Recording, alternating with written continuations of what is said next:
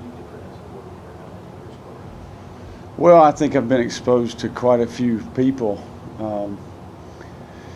And then I think we're all product of the experiences and that we've had and the people that we've come in contact with to learn from.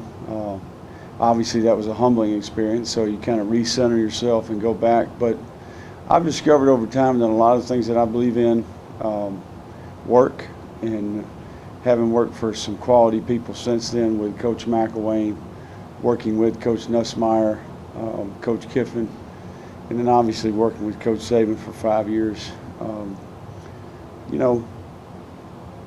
Over time, I think you really come to grips with who you are and what you're about. So I'm more confident in what I believe in, how to do it, having a year-round plan for our players and their development. And I'm excited about the challenge. I've got a little bit of a chip on my shoulder, and we've made great progress, and our players have been outstanding in their approach. So it's been a lot of fun. Did you get to the point where you didn't stay anywhere? You got to where you're talking about now? You got a chip on your shoulder. Well, I think in that first year, just having a chance to be inside that Alabama organization and observing a lot of things that I felt like that I had conviction about. The way that we taught our players there, the year-round plan for development, the emphasis in all the areas for the players, whether it be academics or personal. Not to mention the football aspect, the strength and conditioning and the nutrition, the teaching part of football, how to practice, how to install. Just a tremendous learning experience that I can't repay for that, and very thankful for that experience. What were some of your main takeaways from scrimmage or just that week up there in Colorado? Well, first of all, what a unique experience. I think, and unique to Arizona State. I don't think there's many teams in the entire country that do that type of getaway and really get to know your teammate to some degree right in the middle of fall camp. So very positive experience for our players, and almost a sense of respect when you're making the drive up there into the mountains. You drive through the gates, you start to think about the players, the coaches that have come before you to some degree, and then you're sitting at dinner the first night and Coach Cush's son speaks to the entire team and talks about his vision for the camp tee and what that experience meant then and what it can mean to our team now. So there's tremendous history there, there's tremendous tradition there, and I think it's great for this generation of kids that we have, for them to have an opportunity to go there and be in that type of situation where they're forced to really get to know their teammate more. So it was outstanding. We were fortunate and blessed with the weather. We got quite a bit of work done. We were able to practice 4 times and then had somewhat of a scrimmage on that last day. So we continue to make progress as a team, and I think we improved as a team, not only in terms of the chemistry, unity, and togetherness that we have, but also from an execution standpoint. Coming to fall camp, you expected the running back group to go on the deepest on the entire team. Todd Graham said a second ago that the group is so deep and so talented, it gives you the quote-unquote good problems. How do you feel about that group right now? Well, what we've done is we've added 2 more impressive rookies to that group, and that gives us some flexibility. Even with Nick being banged up a little bit right now, we've had an opportunity to see those 2 freshmen even more. And we've got a talented group. And the veteran players in that group, I think to me, are experienced, they're mature, they have intelligence, they're capable of handling quite a bit of install. So that group's been impressive to me. I think they've made a step forward in terms of the physical nature of their play. I've seen them have a little bit of a chip on their shoulder. They're a blue-collar group to some degree. So I'm excited about what I see out of that group, and I'm excited the flexibility, the depth within that group gives us. So it's going to be fun to watch those guys this year. There weren't too many deep completions on the scrimmage. Can you just talk about how important it is getting guys like Nikhil and Ryan going with some short passes, maybe some screen passes?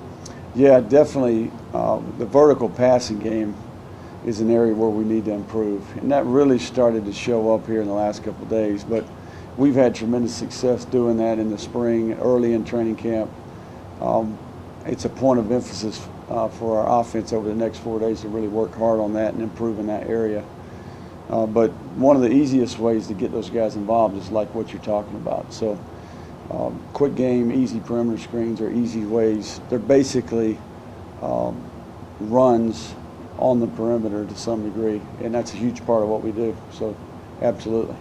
We're ramping up your tight end production. You have Frank Logas and Terra getting reps up there inside run. What have you seen from that group, and are they going to be able to allow you all the things you want to do offensively? Well, what you're looking for is you're looking for some role players within that group, you know, situational players that maybe can, if they can prove themselves, can be dependable and have a little bit of a niche, whether it be short yardage or goal line. At some point, we're going to need some guys to kind of play that role. In the past, when you haven't had those players, you know, you play a 6 offensive lineman or whatever the case may be. So there's a little bit of competition and a little bit of an opportunity for those guys to prove themselves that they can do their job and be dependable. So they definitely have had a lot of good days in terms of their production and doing their job on a consistent basis. What about how JJ and Tommy have done there? Well, that's one of the probably the big positives from training camp so far is you've seen some maturity and growth in those two players. And a lot of it just has to do with, I think they know that they're needed, and there's a huge burden on them to some degree. So JJ, obviously, we know how talented JJ is, and he's unique in his skill set. He did a much better job Saturday in terms of his effort and technique and strain to finish in the run game. So, and Tommy's a guy who's made tremendous progress. So I think those guys have been around, and you're starting to see their product of their experience, and they know it's time. Now's the time. So I'm pleased with where those guys have made progress. And in general, we all have work to do. You know, we're not a final product yet. We're 10 practices in, so we're a little less than halfway done. There's some of that experimenting with the offensive line, and that's not uncommon this early in fall camp. But do you feel that right now, at this point of fall camp, you're settled on your starting front line? Well, I think we know the couple of combinations that are options for us, and the competition it's ongoing there. You know, to see what's our best lineup and who's the 5th most dependable guy, and who do they play well beside. You know, I think the combination, the unity, the chemistry there, the communication. But at some point we'll lock that in. You know, and obviously we've got our second scrimmage just coming Saturday, 4 good practices this week, and then once we get through this week, I think we'll start really narrowing it down and deciding who's going to be the core group of players that we go play with. Billy, last one, Greg.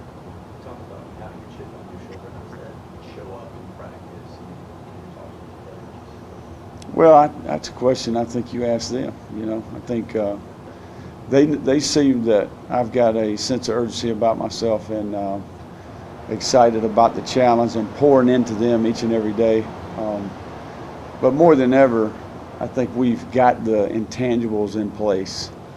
And that was the big deal when I got here, was to try to really establish how we're going to play. What's our brand of football going to be? What's our identity going to be?